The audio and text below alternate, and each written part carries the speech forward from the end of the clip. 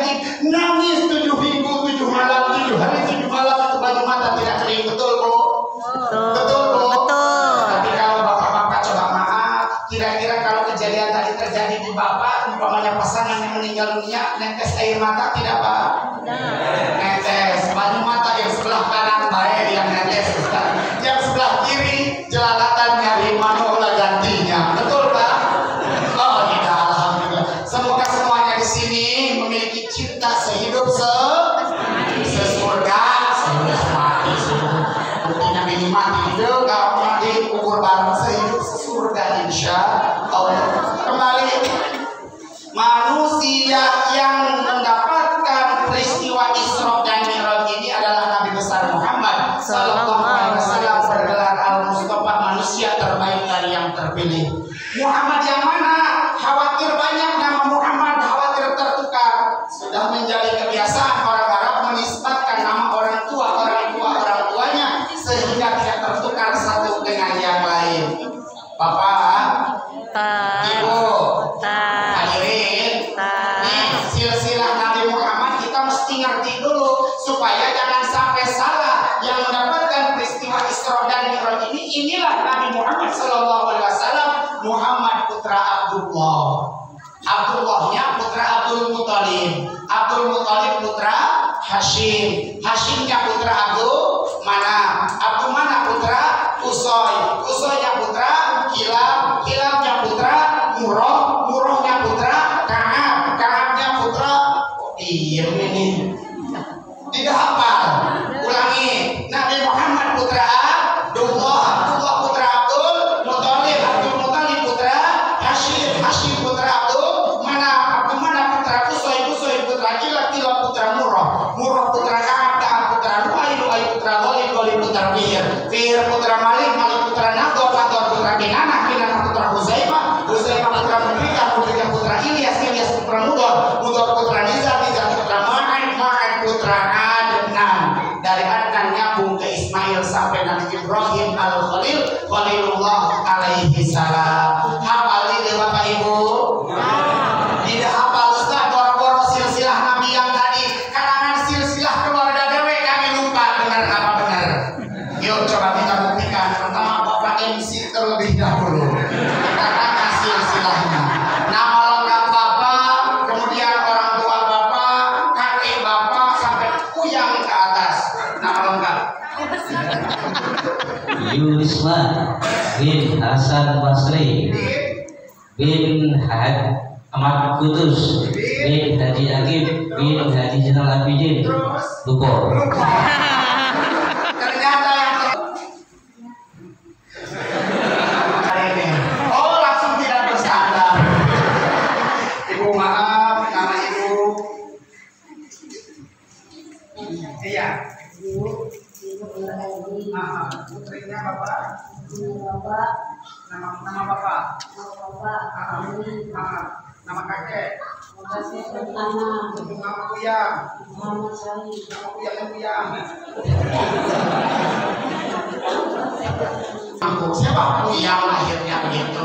Nah ternyata silsilah Nabi nyampe ke Nabi Ibrahim alaihi salam Al-Khalil. Kita sering lupa dari mana kita berasal, padahal adanya kita lantaran ada yaitu penghulu kita. Betul apa betul? Betul. Benar apa benar? Benar. Sehingga memberikan pelajaran kepada kita, satu, paling tidak kita bisa menjaga nama baik keluarga besar kita, leluhur kita.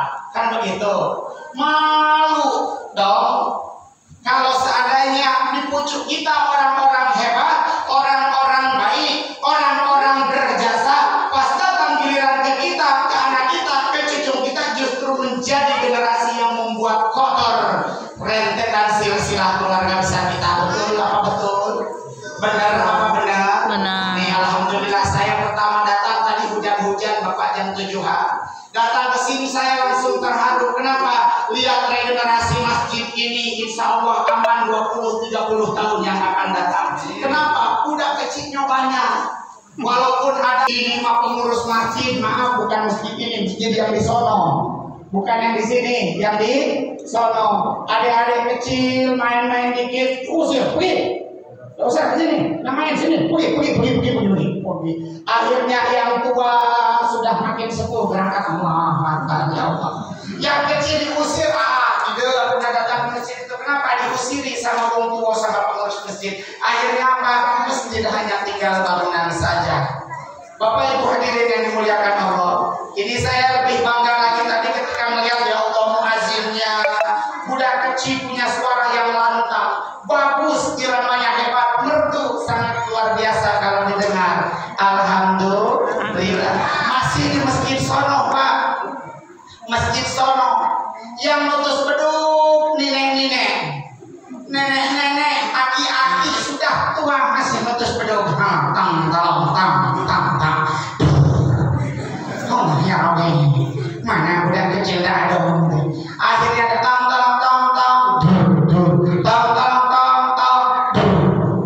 Kira-kira ini sholat apa Bapak Ibu? Sholat apa kira-kira tutus beduk macam ini? Ini sholat subuh. Sebab ketukan terakhirnya 2 kali menandakan 2 rakaat di sholat subuh. Tuh pinternya Wali Songo dulu. Kalau ini kira-kira sholat apa? Tang.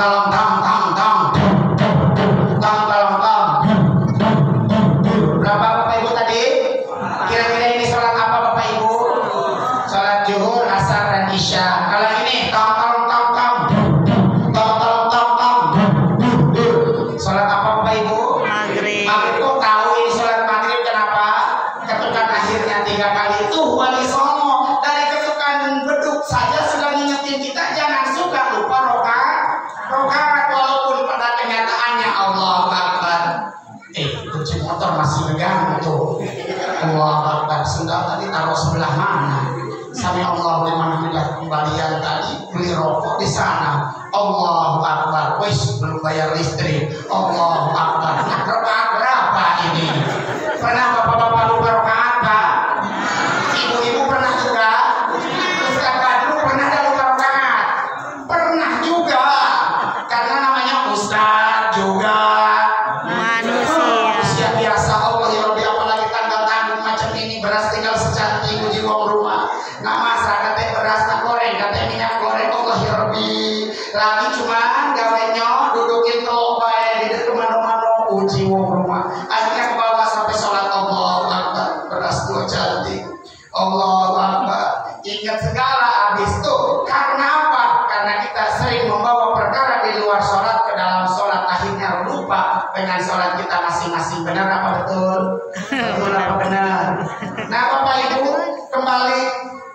Untung di sini semuanya ditekel oleh anak muda. Ini yang paling ganteng ini, masya Allah. Anak muda luar biasa. Insya Allah. Bahkan saya kalau umpamanya kita nanti berfoto disangka saya panitia, inilah penceramah. Paling mantap dagangannya, betul apa betul? Kita doakan semoga nambah jadi 2, amin. Karirnya dan lain-lain langsung. Bibitnya jadi pergi rumahnya. Akhirnya hati-hati tadi ya Allah, maksa diazan karena nggak ada yang datang. Azannya karena sudah metik tadi, tidak ada gigi lagi. Pernah bapak-bapak dengar azan macam itu Pak?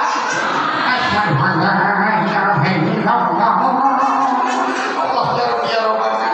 Azan campur batu. Hayya 'alas shalah.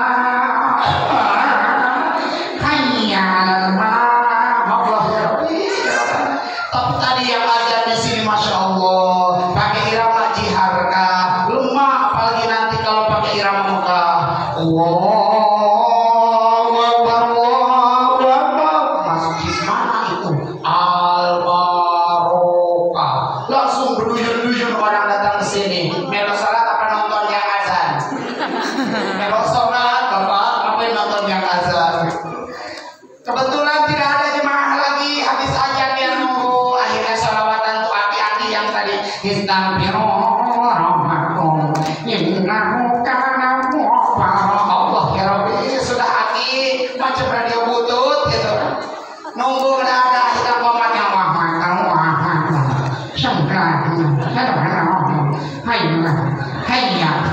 hayya. Allah ya Rabbi ya Rabbana. Ngimam pula dia cuma ada budak kecil siko suruh imam kaki baik. Allahu Akbar. Pas rakaat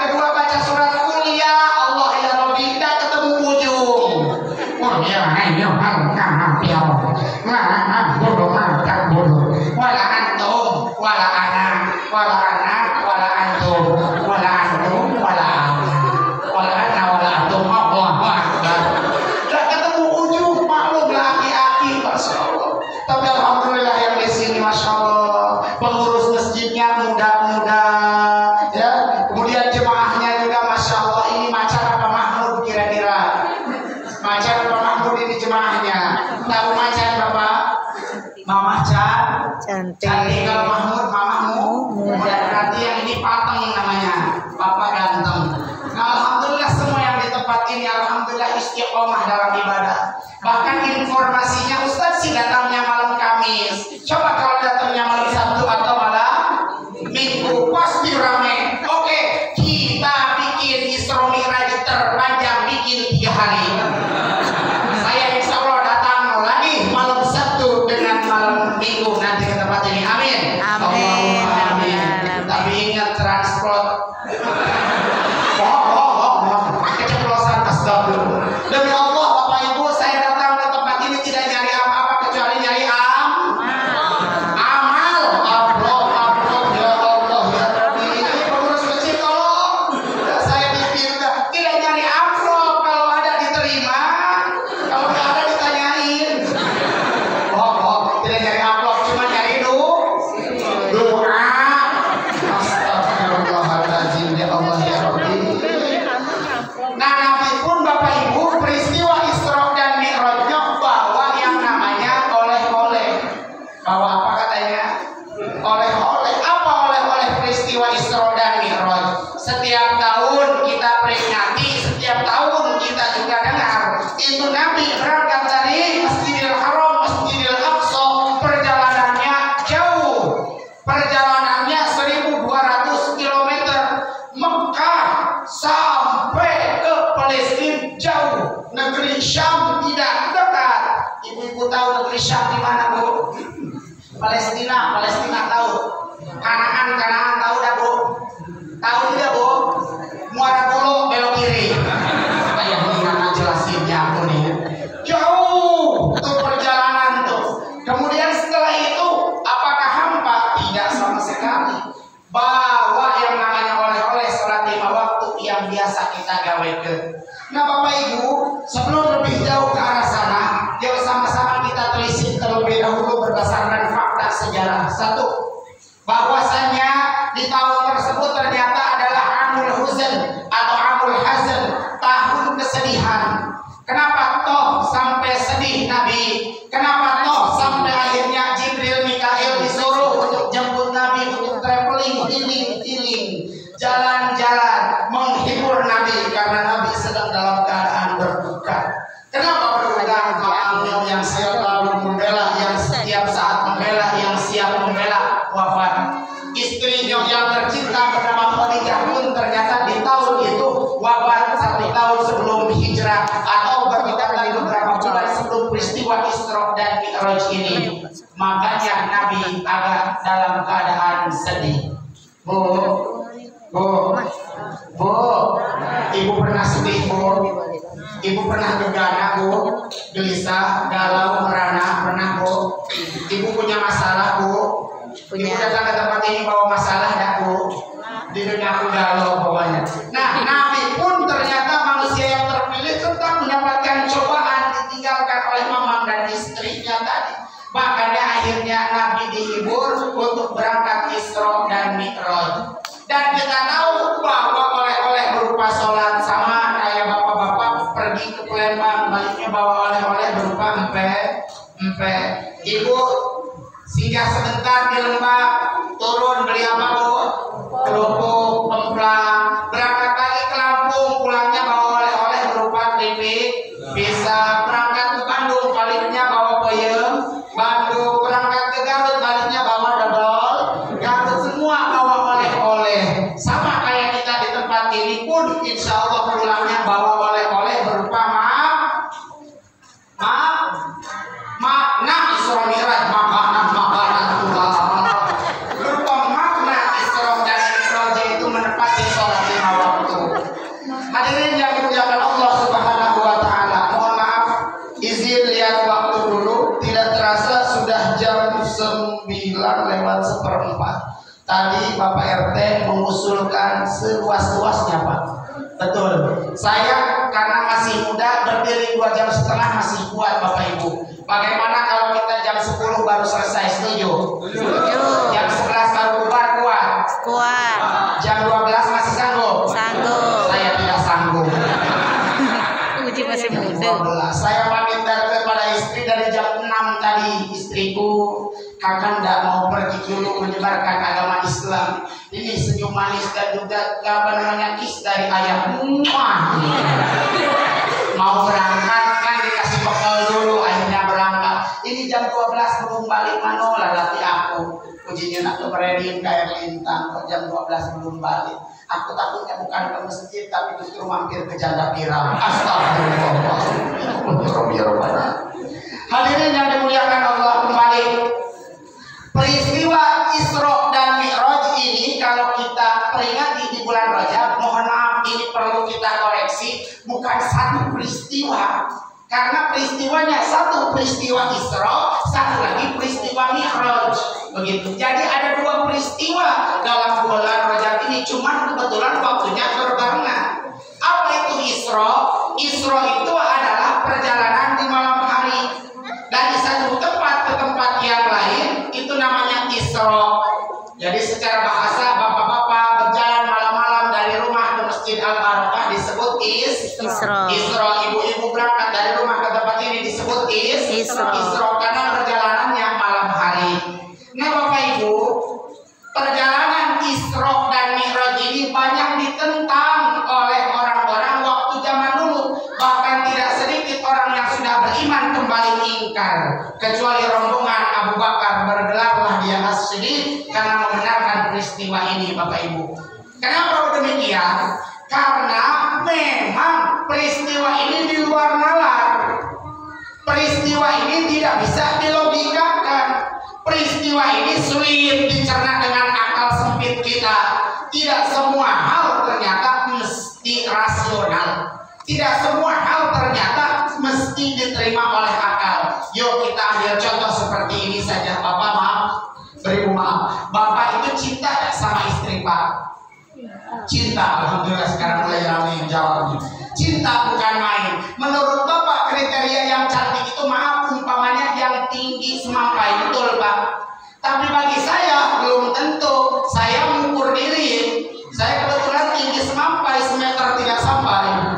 Makanya menurut saya cantik itu yang penting sepantaran dengan saya. Tuh sudah beda. Ternyata urusan hati saja tidak mesti dilogikakan. Menurut Bapak cantik, menurut saya belum tentu. Menurut Bapak menarik, menurut saya belum tentu. Pun juga sebaliknya. Menurut saya dia idaman, menurut Bapak dia dendaman. Kan begitu. Betul Bapak Ibu. Nah peristiwa Isra dan Mi'raj ini akhirnya menjadi pertentangan luar biasa, menjadi pertentangan yang hebat, sampai akhirnya ditandai di awal surat Al-Isra ini dengan kalimat tasbih Subhanallah. Nah ini kita ngaji Subhanallah nih.